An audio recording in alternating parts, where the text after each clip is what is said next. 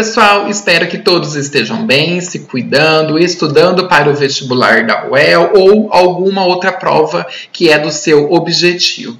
Bom, hoje nós vamos dar continuidade à nossa aula número 9, parte 2, que é sobre as grandes formações vegetais do Brasil, parte 1. Entre nossos objetivos da nossa aula de hoje é falar sobre a floresta da Araucária, ou também conhecida como Mata dos Pinhais. Vamos falar também sobre a Mata dos Cocais, sobre a Caatinga e o Cerrado. Lembrando que nós vamos falar sobre a vegetação, sobre esses determinados pontos, sobre o clima, o relevo e o solo, nós já falamos nas aulas anteriores. Então, vamos só relembrar alguns pontos mais importantes da aula passada, né? Então, a gente viu que as condições climáticas, as condições pedológicas, a altitude e a forma do relevo influenciam a formação vegetal. Isso aqui no Brasil ou em qualquer outra parte do globo, tá bom? Então, a formação vegetal pode ser caracterizada quanto à sua umidade, quanto às folhas, quanto à sua forma, quanto à sua formação e quanto à variedade de espécie. Lembrando que cada desses pontos estão muito bem especificados, estão muito bem explicados na apostila de vocês. Mas como eu já falei na aula anterior, nós vamos relembrar esses pontos lá na nossa aula número 10, parte 2. As características da vegetação da floresta amazônica é de clima quente e úmido, o que favorece condições de vegetação mais densa, né? É uma das mais densas aqui sobre o território brasileiro. A vegetação lá na floresta amazônica, ela é latifoliada, ou seja, com espécies de grande porte e folhas largas também. Já na Mata Atlântica, ela é estratificada, ou seja, com grandes árvores. E também na Mata Atlântica, ela é a fitogeografia mais desmatada no Brasil. Por quê, pessoal? Temos que voltar lá na nossa aula lá de história, quando a gente vai estudar sobre a colonização brasileira, né? Porque a colonização brasileira, ela teve como característica que começou sobre o litoral em sentido ao interior do Brasil. Por isso, a Mata Atlântica é uma das áreas mais desmatadas do Brasil. Então, pessoal, vamos começar a nossa aula de hoje, né? Primeiramente, vamos falar sobre as florestas da Araucária, ou também conhecido como Mata dos Pinhais. Já falei para vocês no começo da nossa aula que pode aparecer um desses dois termos na prova de vocês, mas eles têm o mesmo significado, né? Então, a sua formação, ela tem como característica principal ser fechada e densa, com grandes quantidades de árvores, ou seja, diferentemente do que muitos meios de comunicação, alguns livros eles trazem, né, muito localidades, né, muitos pontos de localidades onde se possui a Mata dos Pinhais. Mas as suas características gerais, ela é fechada e densa. E a sua formação, principalmente, pessoal, ela tem locais com altitudes superiores a 500 metros também. Então, isso é uma característica geral das matas dos pinhais. Também os pinheiros, eles predominam nessas áreas, principalmente as coníferas, né? Então, as coníferas são os pinheiros mais predominantes nessas áreas. As folhas dos pinheiros possuem o formato de agulha. A reprodução ocorre quando as sementes são levadas pelo vento ou também pode ser levada a partir de algumas espécies de alguns pastos, leva de alguma localidade para outra. E a partir daí nós temos a reprodução, né, da Mata dos Pinhais. As coníferas, falando novamente, possuem formato triangular, sendo que no seu topo são as mais estreitas, ponto-agudas e na base mais largas. Então, vocês pensam em um triângulo, daí no caso, né, para vocês estarem guardando bem as características sobre a Mata dos Pinhais. Então, na sua base, nós temos, ela é mais largas, né, e no seu topo, ela é mais estreitas, são ponto-agudas. Uma característica para vocês estarem lembrando bastante quando se pedir as condições das matas dos pinhais, vocês lembram o quê? Do pinheirinho que nós enfeitamos durante o Natal. Então, os pinheirinhos, né, que a gente enfeita durante o Natal, ele tem como características gerais, lembra-se muito, né, das características gerais da Mata dos Pinhais. Também as matas dos pinhais, né, ou seja, Os pinheiros, eles têm como uma característica também que durante o inverno, quando tem a precipitação de neve, quando ocorre a precipitação de neve, a neve não fica acumulada sobre o pinheiro, por causa das suas folhas, como mesmo eu coloquei aí, pontagudas, né? Então, elas não permitem, daí, no caso, que se acumula, né, a neve durante a precipitação de neve nos pinheiros também. Bom, o clima na região da Mata dos Pinhais, ela é subtropical. As estações de ano, como a gente já estudou anteriormente, elas são bem definidas, ou seja, o inverno ele costuma ser frio, com geadas e até mesmo neve, e o verão é de temperaturas amenas para mais quentes. Então, é menos para mais quentes, não chega a ser na sua totalidade quentes, né? Infelizmente, a gente sabe que a Mata dos Pinhais ela está em extinção, né? Teve uma grande degradação ao longo do tempo, para o que? Surgimento de algumas cidades, então desmataram algumas localidades também, e para a expansão agrícola também, né?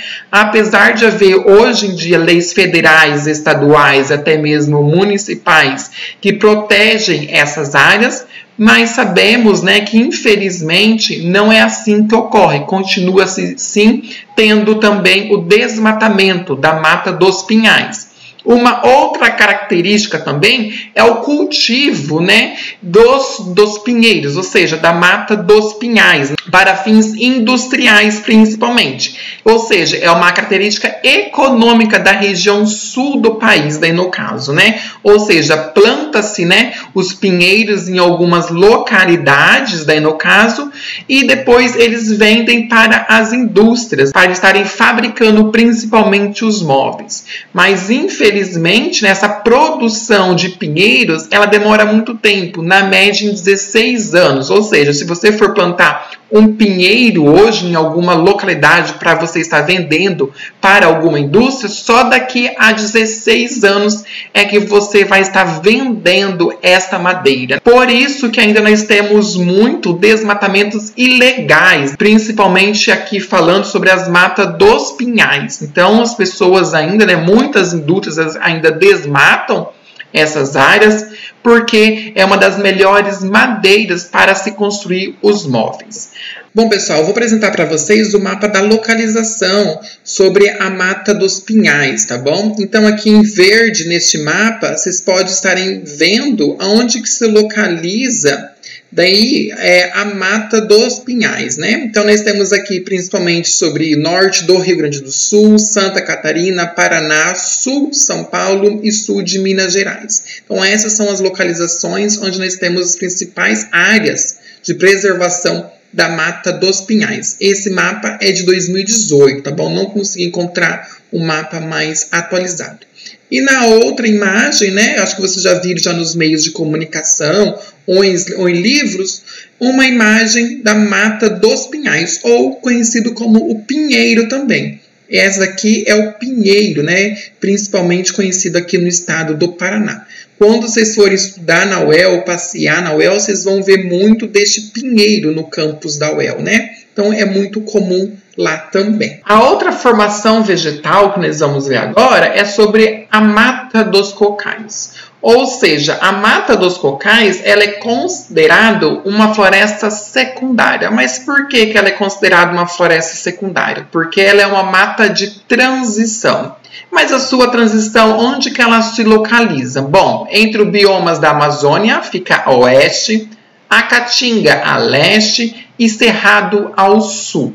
Eu vou apresentar para vocês daqui a pouco um mapa da localização da Mata dos Cocais e ficará mais visível, né, essas localizações entre os biomas, né, para vocês entenderem melhor essa transição, né, que é da Mata dos Cocais. O ecossistema também da Mata dos Cocais ela é muito importante, principalmente para o extrativismo vegetal. Ou seja, o extrativismo vegetal ela é importante para as várias famílias, ou seja, para a renda dessas famílias, né? Ajuda na sua sobrevivência. Mas, infelizmente, como nós sabemos, a Mata dos Cocais também está entrando em extinção. principalmente pelas queimadas e também pelo avanço das atividades agrícolas naquelas localidades, né? Então, estão desmatando muitas dessas áreas e está prejudicando muitas famílias na sua renda, na sua sobrevivência. Na apostila de vocês tem algumas outras características sobre as matas dos cocais e também, como eu coloquei aqui nesse slide, algumas espécies de aves, né, muito importantes para aquelas localidades também, para a sobrevivência dessas espécies, né, que também estão ameaçadas de extinção. Outras características da mata dos cocais que a gente pode também estar trazendo para vocês estarem compreendendo melhor é a zona delas, o que? Na sua forma de relevo. Quais são as formas de relevo que nós temos nessas áreas? Então, nós temos as planícies, nós temos as depressões e também nós temos os planaltos nessas localidades. Olha só, uma área não muito extensa, mas nós temos 3 tipos de relevo. Nós temos as planícies, as depressões e também nós temos os planaltos. Já a sua estrutura rochosa, ela é formada principalmente por rochas cristalinas, né? E sedimentares, né? A sua vegetação, ela registra também grandes formações de florestas, denominadas principalmente por palmeiras, né? Ou seja, as matas dos cocais também você pode estar encontrando este termo, né? As palmeiras também. O que são folhas grandes e também finas também. Já sobre o clima, a gente já viu isso em algumas outras áreas, né? Na mata dos cocais, nós temos 3 tipos diferentes de climas. Nós temos o equatorial úmido, nós temos o tropical semi-úmido e nós temos o tropical semiárido. Mas por que, professor, que nós temos esses 3 tipos diferentes de climas nessas localidades numa área muito pequena? Por ela estar numa área de transição, porque nós temos a Amazônia, que nós temos o clima equatorial, nós temos a Caatinga, daí no caso, que nós temos o tropical semiárido e nós temos o Cerrado, daí no caso, podemos classificar essas localidades como tropical semi-úmido também. Aí, pessoal, eu apresento para vocês 2 imagens, né? A primeira imagem aqui é da mata dos cocais, né? Acho que é muito conhecido também, vocês já viram, principalmente nos meios de comunicação ou em livros, né? Durante o ensino médio, né? Eles traziam essas imagens e aqui a localização para vocês estarem entendendo melhor. Então, aqui onde está marcado, né? Nesse preto mais escuro, é a localização da mata dos cocais. Então, fica principalmente sobre o Maranhão e Piauí. Então, aqui nós temos aqui a floresta amazônica, daí no caso, né, como eu já disse.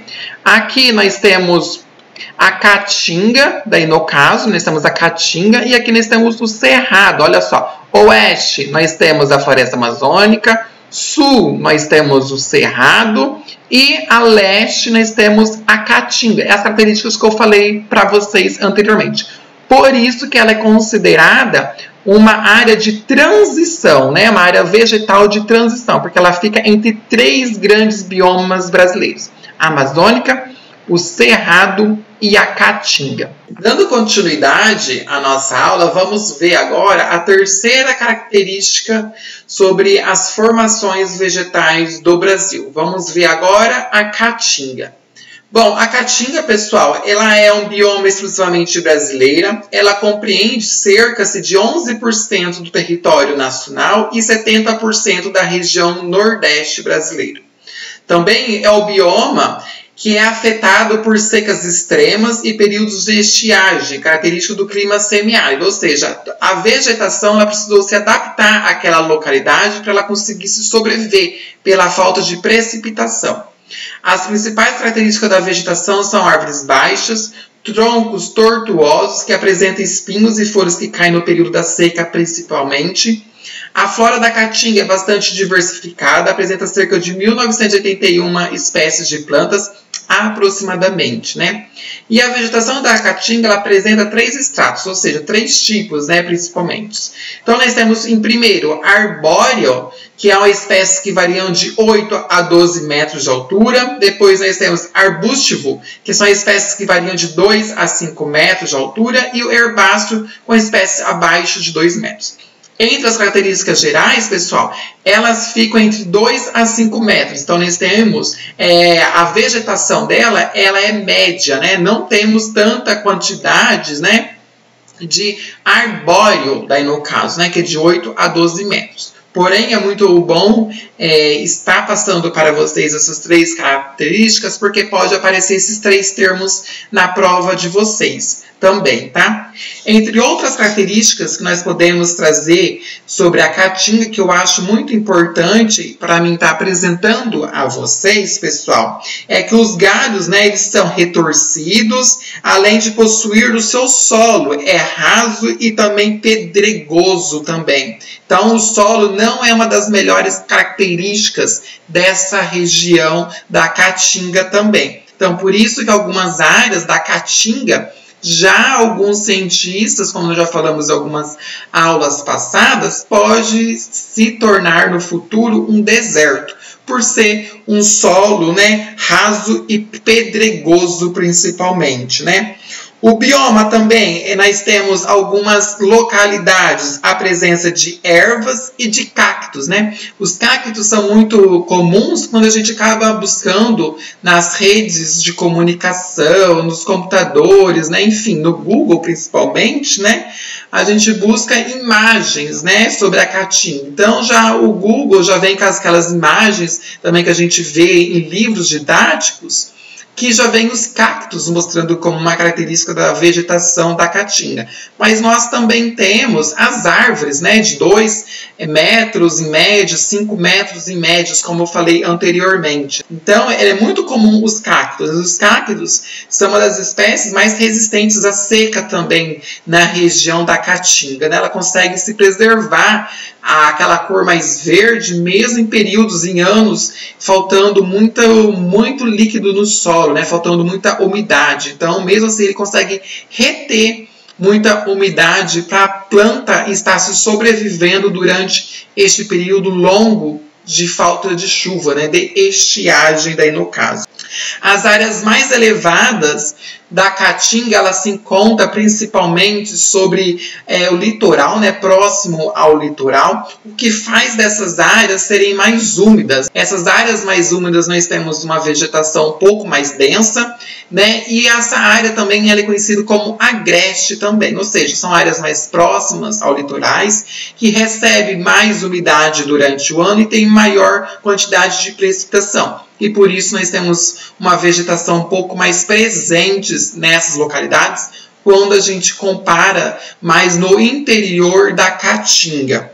E outro também, exemplos que eu acho muito importante estar apresentando para vocês estarem fazendo uma prova de vestibular um pouco mais tranquilos, que são os elementos característicos da vegetação da caatinga. Alguns eu já falei, mas eu vou reforçar que eles são muito importantes, como por exemplo, as árvores, elas têm pouca ou nenhuma quantidade de folhas. Por quê? Para preservar a sua sobrevivência e para também não haver o processo também de evapotranspiração das folhas, né? Então ela não perde muita quantidade de águas também.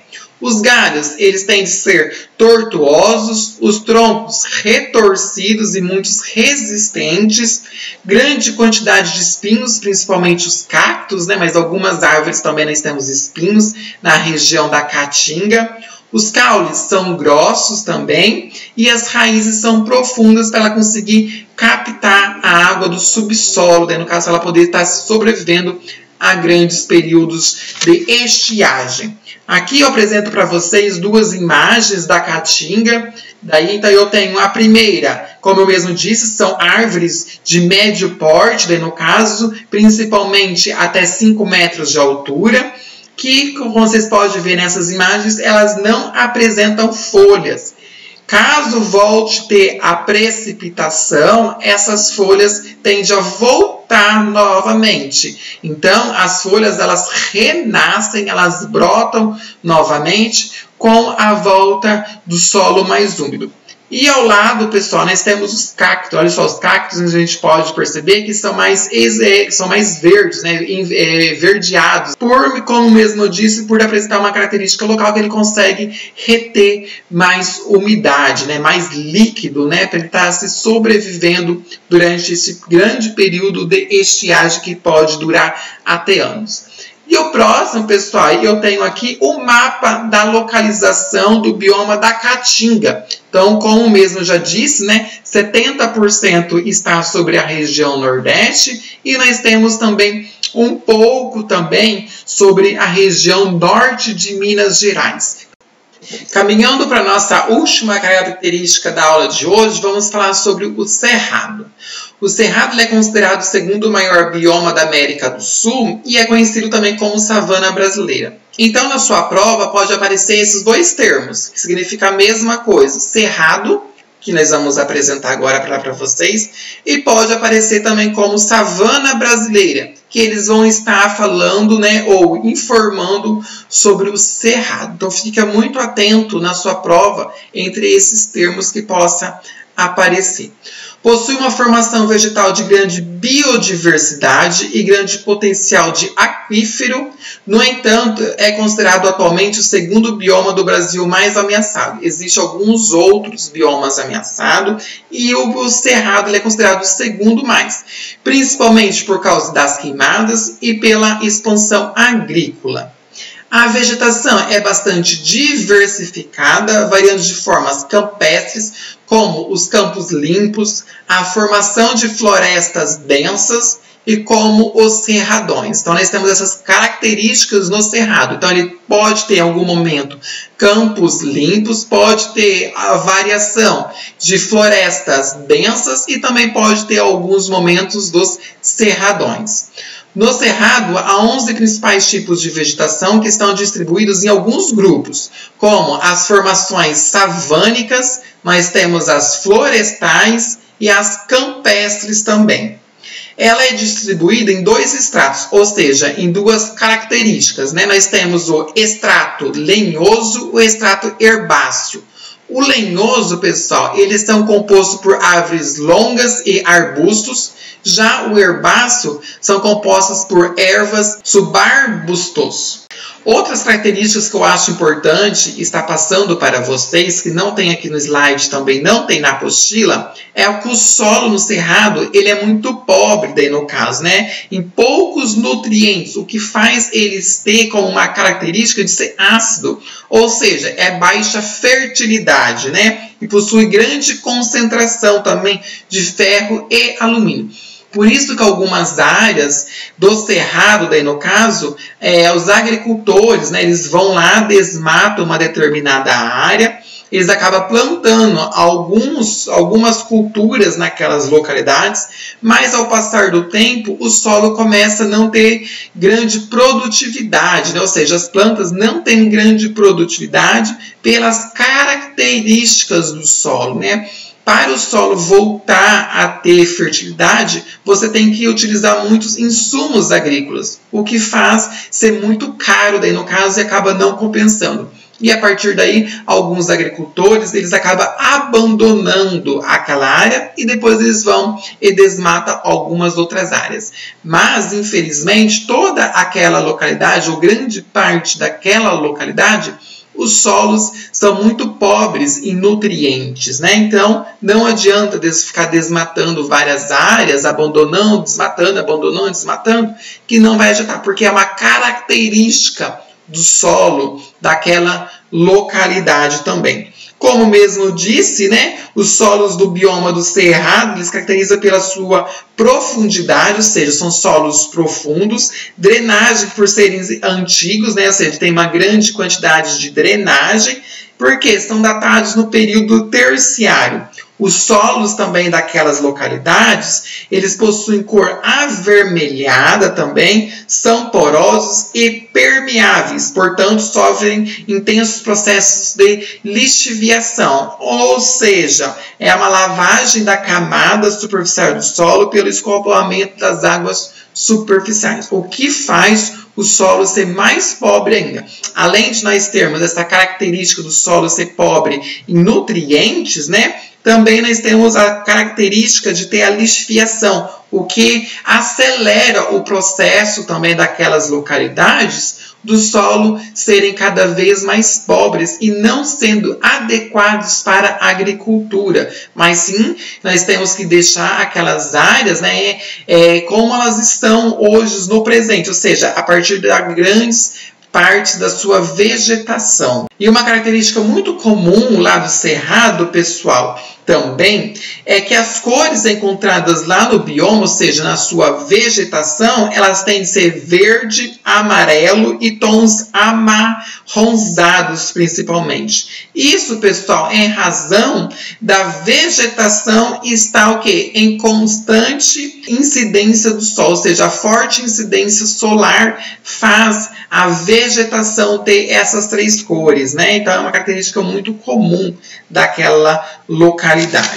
Aí, pessoal, apresento para vocês agora duas imagens, né? Nós temos uma imagem que é uma fotografia, ou seja, a característica lá da região do Cerrado, ou seja, olha só, as árvores elas são completamente retorcidas, daí no caso, né?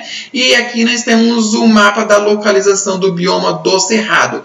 Ou seja, ele vai desde a região do Centro-Oeste, aqui sul aqui de São Paulo e vai até a região do Nordeste, né? Chegando até o estado do Maranhão. Bom, pessoal, hoje foi uma aula mais longa, né? Nós vimos várias características, né? Entre elas, nós vimos a floresta da araucária, ou também conhecido como Mata dos Pinhais, que tem como característica principal da sua formação vegetal, que os pinheiros possuem formato de agulha.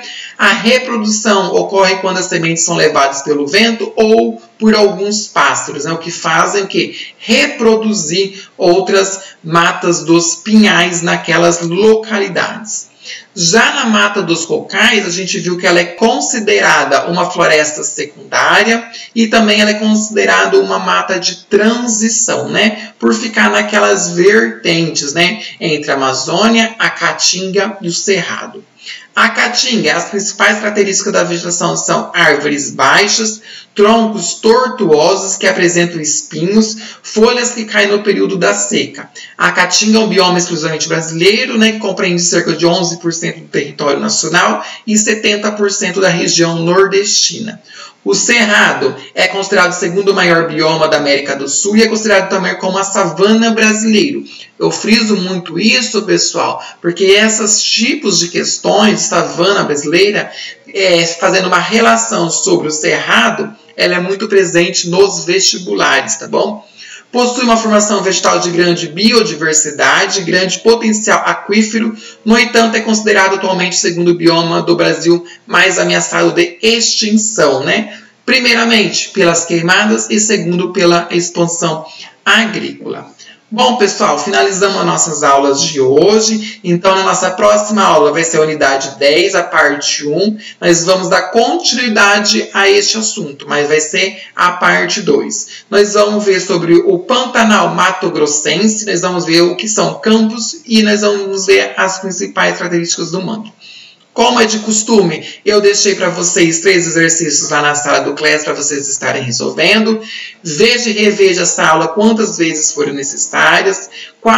Se caso seja necessário, entre em contato comigo pelas redes sociais ou por e-mail. E não deixe de ler a sua apostila e de fazer os exercícios também da apostila. Dúvidas? Me mande mensagem que eu estarei disposto a ajudar cada um de vocês. Abraço, se cuidem, continue estudando para vocês estarem passando no vestibular e até mais. Tchau, pessoal!